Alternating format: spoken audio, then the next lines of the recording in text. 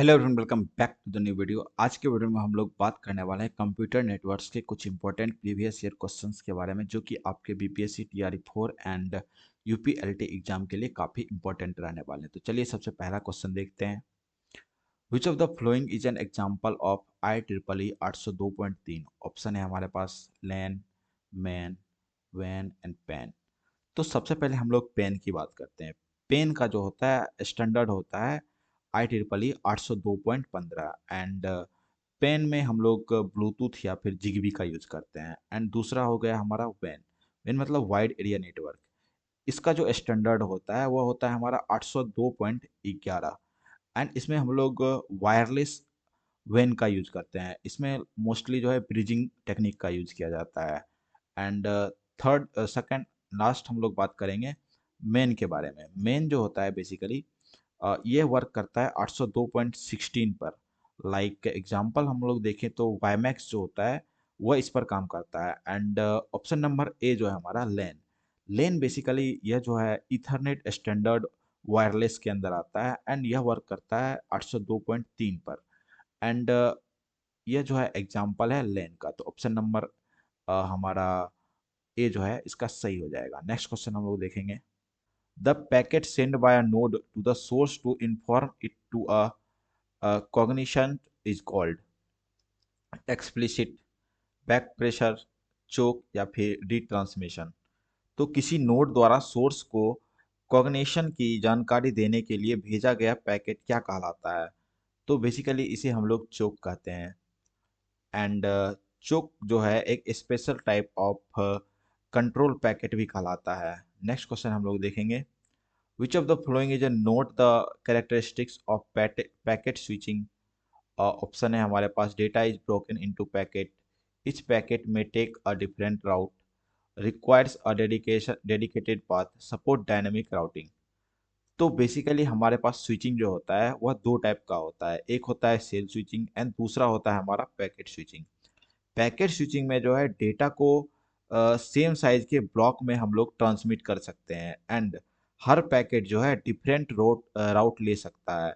And इसमें हम लोग डायनेमिक राउटिंग का यूज़ करते हैं एंड इसमें कोई भी डेडिकेटेड पाथ का यूज़ हम लोग नहीं करते हैं। तो पॉइंट नंबर ए देखें, data is broken into packets, तो यह पॉइंट जो है हमारा सही है। सेकंड पॉइंट है इच पैकेट में टेक अ डिफरेंट रूट, यह पॉइंट भी हमारा सही है। रिक्वायर्स अ डेडिकेटेड पाथ, तो इसमें कोई डेडिकेटेड पाथ नहीं होता है, तो ऑप्शन नंबर सी जो है हमारा गलत हो जाए है। एंड सपोर्ट डायनेमिक राउटिंग, तो यह पॉइंट भी हमारा सही है, तो ऑप्शन नंबर सी जो है इसका आंसर हो जाएगा। नेक्स्ट क्वेश्चन हम लोग देखेंगे। among the flowing to interconnect two similar lanes, the simplest device that can be used is router, gateway, bus, bridge। तो क्वेश्चन हमसे पूछ रहा है कि टू सिमिलर लेंस को हमें जो है इंटरकनेक्ट करना है, तो सिंपलेस्ट डिवाइस कौन सा होगा उसको जो है कनेक्ट करने के लिए? ऑप्शन है हमारा राउटर, गेटवे, बस एंड ब्रिज। तो सबसे पहले हम लोग बात करें राउटर। राउटर का जो हम लोग यूज करते हैं डिफरेंट नेटवर्क्स में इंटरकनेक्ट करने के लिए जो करते हैं, तो राउटर तो हमारा गलत हो जाएगा। एंड गेटवे, गेटवे जो होता है बेसिकली गेटवे का यूज जो है हम लोग डिफरेंट प्रोटोकॉल वाली लेंस में करते हैं, तो यह भी हमारा गलत हो जाएगा। बस बस जो है हमारा एक प्रोटोकॉल होता है। एंड ब्रिज, ब्रिज का हम लोग यूज करते हैं सेम सेम लेन में इंटरकनेक्ट करने के लिए दो डिवाइसेस को, तो ऑप्शन नंबर डी यहाँ पर हमारा आंसर हो जाएगा। नेक्स्ट क्वेश्चन हम लोग देखेंगे। Hop to hop data delivery is connected with transport layer, physical layer, network layer या फिर डेटा लिंक लेयर। तो होप टू होप डिलीवरी जो है कौन सा लेयर करने का काम करता है? Transport layer. ट्रांसपोर्ट लेयर की बात करें तो ट्रांसपोर्ट लेयर में जो हमारा प्रोसेस टू प्रोसेस डिलीवरी होता है, तो ऑप्शन नंबर ए जो है यहाँ पर हमारा गलत हो जाएगा। सेकंड है हमारा फिजिकल लेयर। फिजिकल लेयर जो हमारा वह पहला लेयर होता है एंड यहाँ पर जो है डेटा बिट्स में ट्रांसमिट करने का काम करता है, तो यह पॉइंट भी हमारा गलत हो जाएगा। एंड नेटवर्क लेयर में भी हमारा डेटा जो है वह सोर्स टू डेस्टिनेशन पर जाने का काम करता है, तो यह पॉइंट भी हमारा गलत हो जाएगा। एंड ऑप्शन नंबर डी जो कि हमारा डेटा लिंक है, डेटा लिंक लेयर जो है हमारा hop to hop data delivery का काम करता है। नेक्स्ट क्वेश्चन हम लोग देखेंगे। Which of the following network standard has highest speed? Highest speed किसका है? 802.11 एन, 802.11 ए, 802.11 जी, 802.11 बी। तो सबसे पहले हम लोग सबसे लोएस्ट की बात करें तो सबसे लोएस्ट जो होता है वो 802.11 बी का होता है, एंड इसका जो स्पीड होता है मात्र 11 Mbps होता है। ओके, एंड उसके बाद हमारा आता है 802.A एंड 802.G। इन दोनों का स्पीड जो होता है वह सेम होता है, इसका स्पीड होता है 54 Mbps, एंड सबसे हाईएस्ट जो होता है वह 111.N होता है, एंड इसका स्पीड जो होता है 600 Mbps तक होता है। तो ए जो है हमारा आंसर हो जाएगा, एंड इसका इसका स्पीड कितना तक होता है, 600 Mbps तक होता है। नेक्स्ट क्वेश्चन हम लोग देखेंगे, which of the following information is not maintained by a router while implementing a WAN? तो राउटर जो है क्या इंफॉर्मेशन नहीं रखता है जब हम लोग वीपीएन का यूज करते हैं? ऑथेंटिकेशन की, the key of encryption, the physical location of the user, and the encryption key. तो क्वेश्चन हमसे पूछ रहा है, जब हम लोग वीपीएन इम्प्लीमेंट करते समय राउटर इनमें से कौन सी जानकारी को मेंटेन नहीं रखता है? तो द ऑथेंटिकेशन की, तो की जो है हमारा रखता है, the the type of encryption, encryption का टाइप भी रखता है, the physical location of user, तो यह जो है हमारा पॉइंट सही हो जाएगा, एंड द इंक्रिप्शन की, यह भी हमारा रखता है। जब हम लोग वीपीएन यूज करते हैं, लाइक आप यदि इंडिया में है एंड आप अमेरिका का वीपीएन यूज करके कोई साइट को एक्सेस कर रहे हैं, तो आपका जो ब्राउजर है वह अमेरिका को दिखाएगा, ये नहीं कि इंडिया को दिखाएगा। यही काम होता है हमारा वीपीएन का। वीपीएन का मतलब होता है virtual private network. Next question हम लोग देखेंगे, which of the following device is used when an ethernet network send information to a computer to another network? Option है हमारे पास ब्रिज, गेटवे, रिपीटर या फिर राउटर। तो ऑप्शन नंबर ए देखिए हम लोग ब्रिज। ब्रिज जो है सेम लेन वाली कॉन्फ़िगरेशन की बात करता है, मीन्स सेम लेन में रहे, सेम नेटवर्क लेन में रहे, तो हम लोग ब्रिज का यूज करते हैं। गेटवे जो है डिफरेंट प्रोटोकॉल को जोड़ने का काम करता है, तो option number A and option number B जो है हमारा गलत हो जाएगा। रिपीटर की बात करें तो रिपीटर जो है वीक डेटा को इम्प्लीफाई करने का काम करता है, तो यह भी हमारा पॉइंट गलत हो जाएगा। बेसिकली राउटर जो होता है, राउटर जो है किसी दूसरे नेटवर्क पर कंप्यूटर को भेजने का काम करता है, तो ऑप्शन नंबर डी जो है हमारा यहाँ पर सही हो जाएगा। नेक्स्ट क्वेश्चन हम लोग देखेंगे, how many subnets and valid hosts are provided by network address? तो ये हमारे पास नेटवर्क एड्रेस दिया हुआ है, इसमें कितना valid subnet and valid host निकलेगा, ये क्वेश्चन हमसे पूछ रहा है। तो सबसे पहले हम लोग बात करेंगे कि ये आईपी एड्रेस जो दिया हुआ है ये किस क्लास का है। तो यह हमारा क्लास बी का आईपी एड्रेस है, एंड क्लास बी में जो है होस्ट होते हैं हमारे पास 16 बिट, एंड यहाँ पर हमारे पास 19 दिया हुआ है। तो हम लोग क्या करेंगे, सबनेट निकालने के लिए 19 में से माइनस करेंगे हम लोग 16 को, तो ये हमारा कितना आ जाएगा, ये हमारा आ जाएगा 3, एंड 2 टू द पावर 3 हम इसको करेंगे तो वो हमारा टोटल नंबर ऑफ सबनेट आ जाएगा। 2 टू द पावर 3 हमारा 8 हो जाता है, तो 8 जो है हमारा टोटल सबनेट्स हो जाएंगे। तो यहाँ पर जो है हमारा या फिर ऑप्शन सी सही होगा या फिर ऑप्शन डी सही होगा। नेक्स्ट हम लोग होस्ट निकालने का काम करते हैं, वैलिड होस्ट निकालने का काम करते हैं। तो वैलिड होस्ट निकालने के लिए हम लोग क्या करेंगे, total number of host bit कितने होते हैं हमारे बी में, तो वो होते हैं हमारे 32 बिट। तो 32 में से हम लोग 19 को माइनस करेंगे तो हमारा बचेगा 13, एंड इस 13 को जो है हम लोग 2 टू द पावर 13 करेंगे, तो टोटल हमारा आ जाएगा 2 टू द पावर 13 करने पर, 2 टू द पावर यहाँ पर 13 करते हैं तो टोटल आ जाएगा हमारे पास 2 टू द पावर 13 हो जाता है 8192 हो जाता है हमारा 2 टू द पावर 13, एंड 8192 में से दो जो हमारा बिट है वह हट जाएगा, एक बिट हट जाएगा जो कि ब्रॉडकास्ट का होता है, एंड एक जो होता है नेटवर्क का होता है। तो टोटल हमारे पास कितना बचेगा, 8190 टोटल जो है होस्ट बचेंगे। तो ऑप्शन नंबर डी जो है हमारा यहाँ पर आंसर हो जाने वाला है। आंसर हमारा क्या होगा, 8 सबनेट्स एंड 8190 होस्ट बिट्स यहाँ पर रहेंगे। नेक्स्ट क्वेश्चन हम लोग देखेंगे, which is true about OSPF routing protocol? Option है हमारे पास, it is based on distance vector routing, it is an exterior routing protocol, it does not have authentication capability, it is an interior routing protocol। तो सबसे पहले हम लोग ओ OSPF को समझने का ट्राई करते हैं। OSPF मतलब होता है open shortest path first, and यह जो है लिंक्ड स्टेट प्रोटोकॉल होता है, एंड यहाँ पर जो है हम लोग डिजस्करार एल्गोरिदम जो होता है हमारा डेटा स्ट्रक्चर का, उसका यूज करते हैं। एंड यहाँ पर IGP means interior gateway protocol का यूज करते हैं। एंड यहाँ हम लोग ऑथेंटिकेशन को ये जो है सपोर्ट करता है।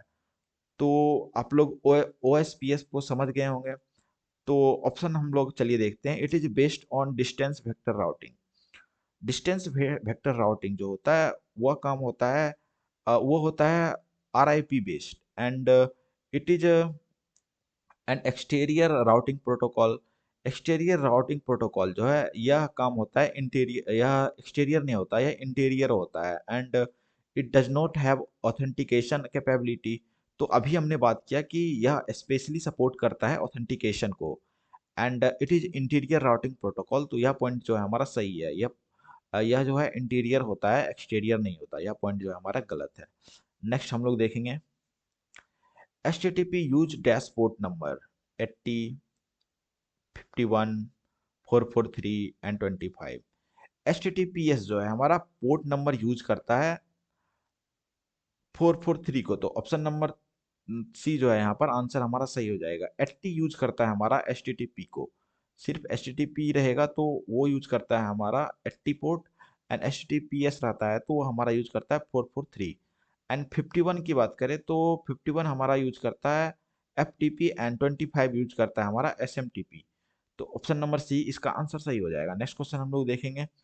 Dash is a supplementary protocol that allow and non-ASCII data to be sent through email। तो क्वेश्चन हमसे पूछ रहा है कि ऐसा क्या इम्प्लीमेंट सप्लीमेंट्री प्रोटोकॉल है जो कि अलाउ करता है नन एस्की डेटा को सेंड करने के लिए थ्रू ईमेल। तो सबसे पहले आप ये समझो कि ईमेल में जो है सिर्फ आस्की कोड को ही सपोर्ट करता है। एंड जो भी नन आस्की की होता है उससे जो है हम लोग MIME के थ्रू सेंड करने का काम करते हैं। नन आस्की डेटा मतलब non ASCII data like multimedia का डेटा, जैसे कि हो जाएगा हमारा एनिमेशन हो गया, कोई PPT हो गया, इमेजेस हो गए, ऑडियो हो गए, या फिर PDF हो गई। इस टाइप का जो डेटा होता है उसे हम लोग नन आस्की डेटा बोलते हैं। एंड हमने बात क्या किया कि MIME जो होता है यह भेजने का काम करता है नन आस्की डेटा को। नन आस्की डेट MIME का मतलब होता है मल्टीपर्पस इंटरनेट ईमेल। एंड यह जो है एक्सटेंशन अटैच करके परमिशन देता है कि यह नन आस्की डेटा को भेज सके। एंड यह बाइनरी डेटा को इनकोड करता है। तो ऑप्शन नंबर बी जो है यहाँ पर हमारा सही हो जाएगा। नेक्स्ट क्वेश्चन हम लोग देखेंगे। The maximum number of level in inverted tree structure of domain name space can be 64, 128, 256 या फिर 192। तो हमारा इन्वर्टेड ट्री स्ट्रक्चर क्या होता है? इन्वर्टेड ट्री स्ट्रक्चर में क्या होता है कि सबसे पहले जो होता है यहाँ पर ज़्यादा डेटा रहते हैं, उसके बाद यहाँ रहते हैं कम डेटा, फिर यहाँ कम रहते हैं। लाइक ट्री में देखते होंगे कि यहाँ पर रूट होता है उसका ऊपर, उसके बाद इस तरह से ट्री काम करता है। एंड इन्वर्टेड होता है जस्ट इसका अपोजिट काम करता है। एंड इन्वर्टेड में जो होता है सबसे ऊपर होता है हमारा रूट, एंड उसके बाद होता है top level domains, and last में होता है हमारा होस्ट नेम। एंड यहाँ पर काम करता है हमारा DNS। DNS मतलब domain name system. Domain name system यहाँ पर हमारा काम करता है। एंड यहाँ पर टोटल जो बिट्स होते हैं वह होता है स्टार्ट्स 0 से एंड लास्ट होता है 127 तक। मतलब टोटल होस्ट जो होता है वहाँ पर 128 होता है। तो इसका बी नंबर आंसर हो जाएगा। नेक्स्ट क्वेश्चन हम लोग देखेंगे। Which of the flowing pair is not correctly matched? Telnet, login to remote machine, MIME, transfer multimedia messages, SMTP, mail services, NVT, name services। Telnet login to remote service, तो यह point जो हमारा सही है। MIME just अभी हमने बात किया कि यह जो है ईमेल में मल्टीमीडिया ट्रांसफर करने का काम करता है, मतलब कि नन आस्की वैल्यू जो है उसको भेजने का काम करता है। SMTP simple mail transfer protocol, ये तो आप जानते होंगे कि मेल सर्विसेज है। तो ऑप्शन नंबर डी जो है यहाँ पर गलत हो जाएगा। NVT का मतलब होता है नेटवर्क वर्चुअल ट्रांसमिशन। ये जो है पार्ट ऑफ टेलनेट है। एंड इसमें जो है सर्वर को लॉक करने का काम किया जाता है। नेक्स्ट क्वेश्चन हम लोग देखेंगे। Which of the following correctly explain why DNS use both UDP and TCP. तो इन सब में से कौन सा जो है करेक्टली एक्सप्लेन कर रहा है डीएनएस जो होता है हमारा डोमेन नेम सिस्टम, जो यूथ बोथ यूज करता है यूडीपी को और टीसीपी को। तो ऑप्शन नंबर वन है DNS used UDP only for all type of data transfer. DNS used only UDP because it is faster and always reliable. DNS uses TCP for both tasks like zone transfer or large responses. DNS switches from TCP to UDP when data exceed 1 to 5 bytes. तो basically हमारा जो DNS होता है means domain name system, वो use करता है UDP को भी एंड टीसीपी को भी। एंड यूडीपी जो होता है उसमें स्मॉल क्वेरी या फिर fast and light weight data होता है। एंड जो भी हमारा टीसीपी होता है वह लार्ज डेटा प्रोसेस काम करने का काम करता है या फिर लार्ज डेटा को जो है ट्रांसफ़र करने का काम करता है। एंड जो हमारा टीसीपी होता है उसे हम लोग जोन ट्रांसफ़र भी बोलते हैं। तो ऑप्शन नंबर वन देखें हम लोग DNS uses UDP only for all data all type of data transmission, यह पॉइंट गलत है। अभी जस्ट हमने बात किया कि स्मॉल क्वेरी जो रहता है उसके लिए यूडीपी का यूज करते हैं एंड जो लार्ज डेटा रहता है उसके उसके लिए उसमें हम लोग टीसीपी का यूज करते हैं। एंड पॉइंट नंबर टू है DNS use UDP only because it is faster and always reliable. Point यह भी गलत है, ये रिलायबल नहीं होता है। ऑप्शन नंबर सी देखें DNS use TCP for all task like zone transfer और लार्ज रिस्पॉन्सेज। तो यह पॉइंट जो हमारा सही है। अभी जस्ट हमने बात किया टीसीपी जो है टास्क लाइक जोन ट्रांसफर का यूज करता है for large responses. Next point है हमारा DNS switches from TCP to UDP when data exceed 512 bytes. यह पॉइंट जो हमारा गलत है, बल्कि हम लोग यूडीपी से टीसीपी में ट्रांसफर हो जाते हैं जब हमारा डेटा जो है 512 से बाइट से ज़्यादा हो जाता है। तो नेक्स्ट क्वेश्चन हम लोग देखेंगे the harming distance between 10101 and 1110 is. Option है हमारे पास 2 3 4 5। तो हम लोग हार्मिंग डिस्टेंस कैसे निकालते हैं? हार्मिंग डिस्टेंस को जो हम लोग एक्जोर का यूज करके निकालते हैं। एंड तो चलिए इसको सॉल्व करते हैं। सबसे पहले तो हमारे पास पहला डिस्टेंस क्या दिया हुआ 111010 एंड दूसरा है हमारा 1111 एंड 0। तो इन दोनों में जो हम लोग एक्सओर लगाएंगे तो पहला जो हम लोग 11 जो हमारा 0 हो जाएगा एंड 11 वो 011 हो जाएगा, 110 हो जाएगा, 011 हो जाएगा एंड 111 हो जाएगा। तो टोटल जो है हमारा ये हैमिंग डिस्टेंस का आंसर हो गया। ओके, तो टोटल नंबर ऑफ वन हमारे पास कितना है 3 है, तो ऑप्शन नंबर बी इसका आंसर हो जाएगा। नेक्स्ट क्वेश्चन हम लोग देखेंगे which network device operates at the network layer and make forward decision based on IP। Option है हमारे पास हब, स्विच, राउटर या फिर ब्रिज। तो कौन सा नेटवर्क डिवाइस जो है वो वर्क करता है नेटवर्क लेयर पर? हब की बात करें तो हब जो है हमारा वर्क करता है फिजिकल लेयर पर। एंड स्विच की बात करें तो स्विच हमारा वर्क करता है डेटा लिंक लेयर पर। एंड राउटर जो है हमारा वर्क करता है नेटवर्क लेयर पर। तो ऑप्शन नंबर सी यहाँ पर सही हो जाएगा। एंड ब्रिज जो होता है वह वर्क करता है डेटा लिंक लेयर पर। एंड ब्रिज में हम लोग कंसेप्ट यूज करते हैं मैक एड्रेस का। नेक्स्ट क्वेश्चन हम लोग देखेंगे SNMP is used for managing network devices and monitoring secure data transmission, routing data between networks and ensuring data integrity।